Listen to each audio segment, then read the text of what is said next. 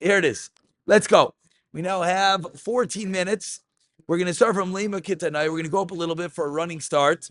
This Gemara is a dot difficult, but it's really not so hard. Let's hope we can have clarity right now. And the goal will be over tomorrow night in Shabbos to chazr this Amid at least 2 times. 2 times. I think that's a sizable goal.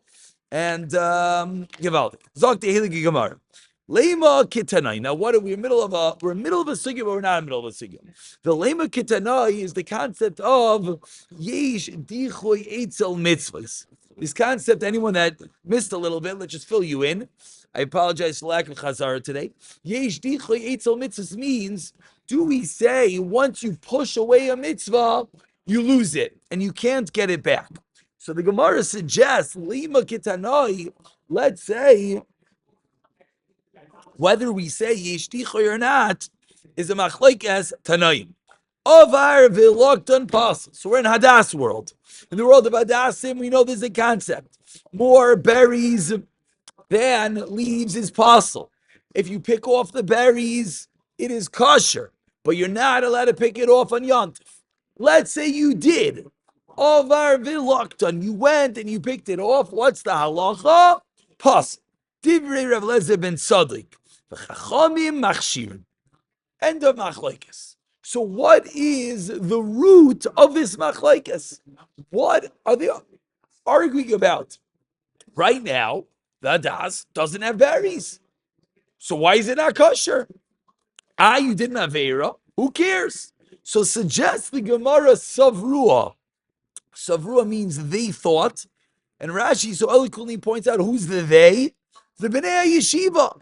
They're handling, they try to figure out what is the machlekes Rav Lezer, Rav Sadaik, and the Chacham. So Savrua, they thought that what? Dekuli Alma, everyone holds Lulav ein sarich eged. Lulav does not need to be bound. Now who cares? Let's speak this out one drop deeper than we spoke it out last night. If a Lulav needed to be bound, so now let's look at the case. Yontav started, your Lulav needed to be bound, so it was. What type of dalid minim did you have? Puzzle dalid minim. Why? Because your hadassim were puzzle. There were too many berries. You then went on Yontif morning. You're on the way to shul. Oh, shoot, too many berries. Knock off all those berries. You made your hadassim kosher. What's the problem? Even if the hadassim are kosher, you have a different problem. You have a tasev eloy min asui problem. Because when Yontif began, your eged, your bonding was puzzle. And now it's created a kashrus after you bind it. That's similar to, let's say, our case of a sukkah, that you go and you build a sukkah inside the shul. And then you know what you do, you knock off the roof. Well, your sukkah is puzzle. Why is your knock off the roof of the building? Why is your sukkah puzzle? It's a perfectly kosher sukkah because it was built in a situation that it was puzzle. If you subsequently go and make it kosher, it doesn't work. You have to create it and can't be something that was created. So says the Gemara, so we think lulav ein sarich eged. That's not the problem. Ein sarich eged. So that's not the issue. Okay, so what's the issue? And even if you're going to tell me that yes, lulav sarich eged, and then what would the problem be? Ta'asev Eloi mina asui. Says the Gemara, no, that's not a problem either. Lo yalfina lula mi sukkah. That's only a sukkah problem of ta'asev mina asui, not a lula problem. Why? Techsiv ba says by sukkah ta'asev Eloi mina asui. So now, so what's the machlekes? It's not a machlekes of lulav sarich eged. It's not a machlekes of ta'asev mina asui. Why do Rav Lezer ben Sadik and the Chachamim argue whether it's kosher if you knock off the berries and yontif? My love. And before we even continue, we already could start to envision that the Gemara has 3 variables. So which is basically going to be, we're going to have one of 3 ways to play out the machlekes. So we start off by suggesting, my love, what's the machlekes? Makamithli. Demand the apostle, the one that holds its apostle, Savar, Amrinan Yesh Dichoy Eitzel Mitzvahs. Why is it possible? Because we hold Dichoy. Meaning, when Yontif began, was this Hadas kosher? No. Dichoy, it's pushed away. Once it's pushed away, could you then pull it back? No. Once puzzle, always puzzle. That's Rav Lezer Rav Sadaik. Uman Tamachshir, what do the Chachamim hold? So in beautiful acrobatic sense, the Gemara explains the machlokes of Lazar and Tzadok and the Chacham is what? Yesh dichoy, ein dich. Yes?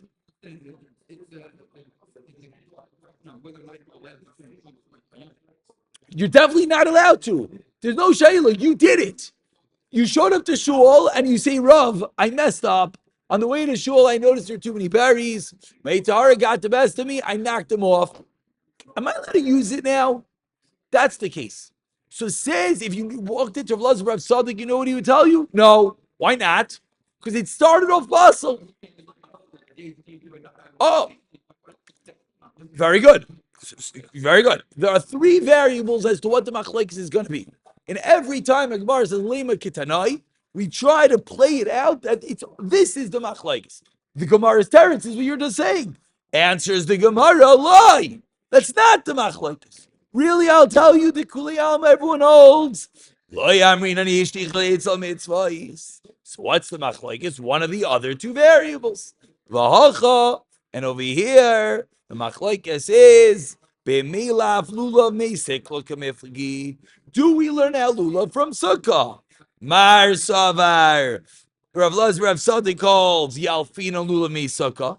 What does it mean, yalfina lulav meisukah? It means just like by sukkah, there's a problem of tasev eloim and asui. Just like by sukkah, when you build the sukkah, it has to be kosher. So too, when you bind your lulav, it has to be kosher. We learn our lulav from sukkah. And therefore, it's going to be kosher. Teretz number 2. V'bayisima, third way. Yes?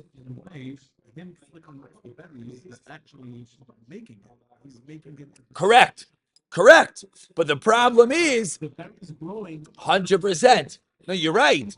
But tasev lo, no, but you are correct. But if you're lulav sarach eged, then that means by the very nature, lulav sarach eged, that's the chiddush here. That lulav sarach eged means that there's an asiyah, that the eged, the binding of the lulav, is the creation. You binded it, there were no berries. No, there were berries. Okay. Correct. You bound it before Yantif. You're right. If before Yantif you would have done this, right. Avada, you bound it with berries. So you bound it bustle. Mamish, you built a sukkah inside the shul, azat tipish.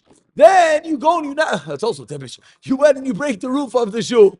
Oh, now it's all kosher. I went and I flicked off the berries. Now it's all kosher. Tipish. You built it with bastos. Yeah. It's not. Again, there's many ways to play out this machlekes. One way is going to be what you're saying. Why are we focusing on the detail that you did something wrong? Right now, the Gemara has 3 variables.